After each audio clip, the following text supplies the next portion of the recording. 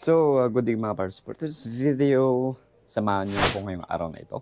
Okay? In this video, para ito sa mga aspirant applicant o yung mga ka-partners natin dyan na mayroong compliance o soon to be maging aplikante at magkakaroon ng compliance pagdating sa kanilang dental, okay? Sa kanilang mga ngipin. So, ngayong araw ay ipupuntahan tayong dental. Okay?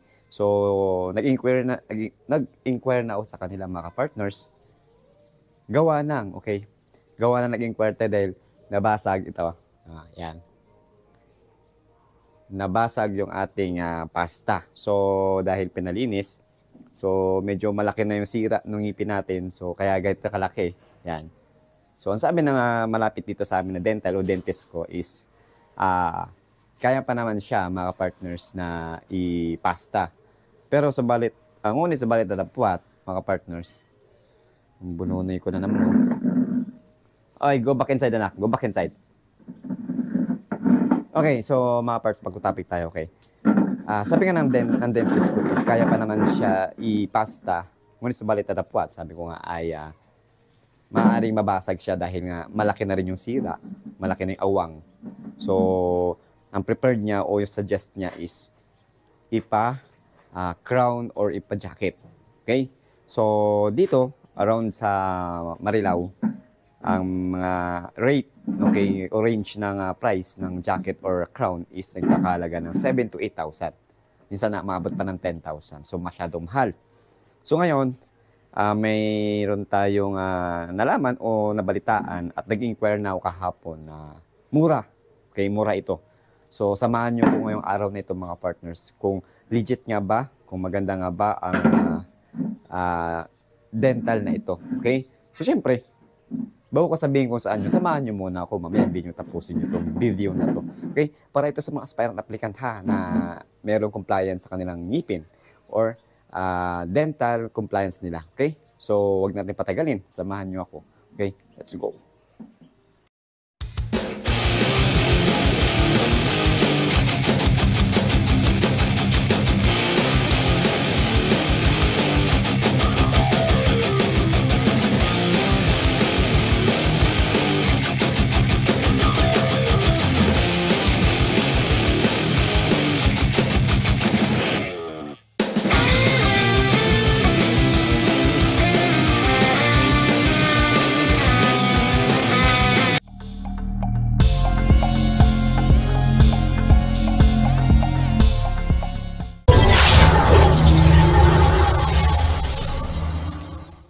So, once again, mga partners, good days yung lahat. So, ngayong araw ay galing tayo kanina sa pinuntahan natin dental clinic. Okay? So, ang located po nito is nasa Menchola. Okay? So, update lang tayo. So, kanina nang galing tayo doon sa dental clinic para magpa-crown or magpa-jacket. Okay? So, ayan po sa ating screen. Yan. Yung mismong located no, ng dental clinic. Okay? So, ngayon, mga partners, ay goods naman, no? Ito na po.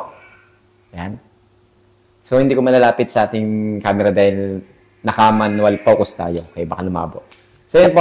Ito nakakabit niya sa ngipin ko, mga partners, is temporary.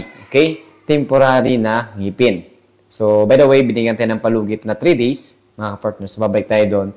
Wednesday, mga partners, no? Dapat Tuesday, so sabi ko Wednesday na lang para available yung time ko. Para from duty, sasaglitan ko papuntang Maynila, mga partners. Okay. So, sa mga ka-partners natin dyan, no, na naghahanap ng legit at murang dental clinic. So, dito ay pumunta sa dental clinic ng Madison. So, by the way, mga partners, hindi pa ako totally makapag-review, makapagsabi kung maganda. So, ito kasi is temporary na ngipin pa lang. Okay? So, update ko ulit kayo mga partners pagdating ng naikabit na yung pinaka-permanent na teeth. Okay? Porcelain po ito. Okay? Porcelain. So, update ko ulit kayo mga partners. By the way, ang worth ng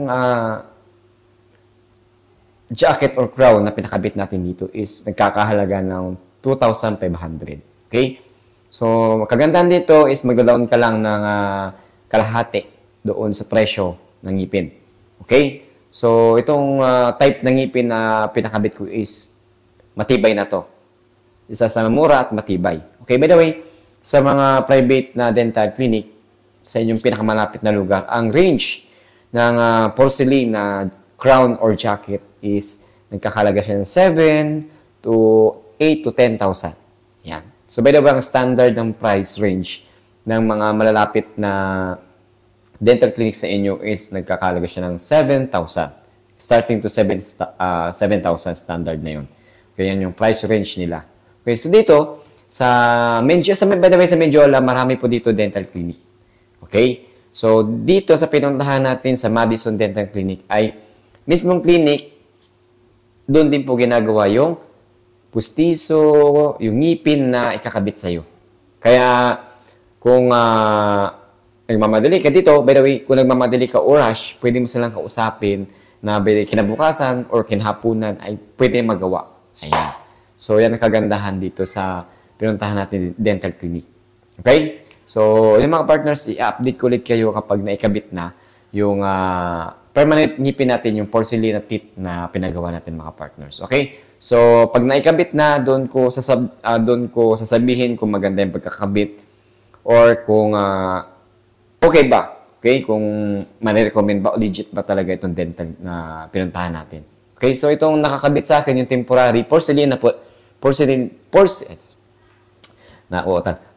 rin po ito, porcelain. Pero hindi siya talagang pulido. Okay? So, matatanggal pa to. Nilagyan na ng konting pandikit para pagka ikakabit na yung pinaka-permanent na teeth natin na pinagawa is mabilis siya matanggal. Okay? So, mga partners, by Wednesday, update ko ulit kayo. Okay? Kung maganda ang pagkakabit, maganda ang pagkakagawa. So, tingin ko naman maganda kasi pagpunta ko doon, maraming nagpapagawa. Actually, dinadayo yung clinic na yun para magpagawa ng pustiso, magpasukat ng crown or jacket. So, by the way, nagbibinir din sila. Medyo mahal na yun. Okay? And yun. So, and the screen ko, mga partners, pakita ko sa inyo kung saan nakalocated yung dental clinic na ito. By the way, hindi tayo nakapag-vlog sa loob dahil privately ito. So, medyo bawal para, syempre, sa kanila din na privacy. Yan. So, respect tayo sa kanilang privacy. So, nagkonting lang tayo, pinadaanan na natin ng video, pasimpleng video para meron tayo may pakita dito. Okay? So, ayan. And the next day, ipopost ko rito yung kanilang contact number, cellphone contact number para mabilis nyo at ang kanilang Facebook page para mabilis kayong ma-reach, okay, makapag-inquire. Okay? So, hanggang dito muna mga partners. Update ko kayo pag naikabit na yung crown jacket na pinagawa natin. Let's go. So, good day sa mga partners. So, ngayong araw ay mag-update lamang ako mga partners regarding ito sa ating dental, okay, doon sa ating ngipin, okay, at kung legit nga ba, okay, legit nga ba yung pinuntahan nating dental clinic. At syempre, bagong lahat. Okay, bagong lahat mga partners.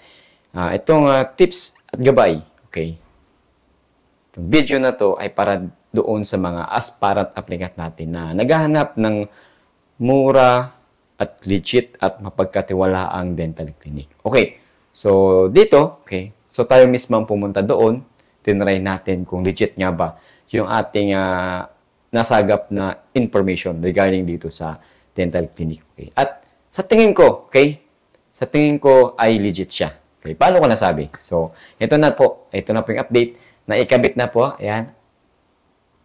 Ayan. Naikabit na po yung ating crown jacket. Yan po yung tawag sa pinagawa nating crown jacket. So, ang proseso po nito mga partners ay liliitan yung ngipin nyo. Okay? So, sa akin kasi medyo malaki na yung sira simula nung nabasag yung ating pasta. Okay? Sa harap pa naman.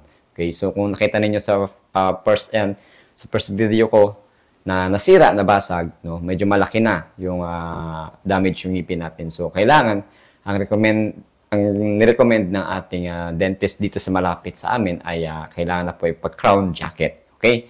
So, ang price range, okay, ng makikita nating dental sa malapit sa atin, okay, nagkakalaga siya ng 7 to 8,000. Okay? Ng isang ngipin yun mga partners. So, tayo, medyo mabigat yung 7,000 na yun or 8,000 yan. Okay? So, kaya naghanap tayo ng mura, legit at mapagkatiwalaang dental clinic. Okay.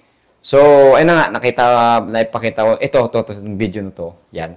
Itong dental clinic na to, ang pangalan ng dental clinic na ito ay Madison Dental Clinic. Saan po ito matatagpuan? Okay. Matatagpuan po ito sa Menjola. Okay. So, dito sa screen ko, ipopost ko yung exact address. At syempre, ilalagay ko rin dito sa video natin, dito sa yung picture na to yung kanilang cellphone number. Okay. So, sa mga tatawag, okay, sa mga interested, aspirant applicant natin. At syempre, doon sa mga ka-partners natin na naghahanap ng mura at legit at mapagkatiwalaang dental clinic, tawagan niyo po itong number na to.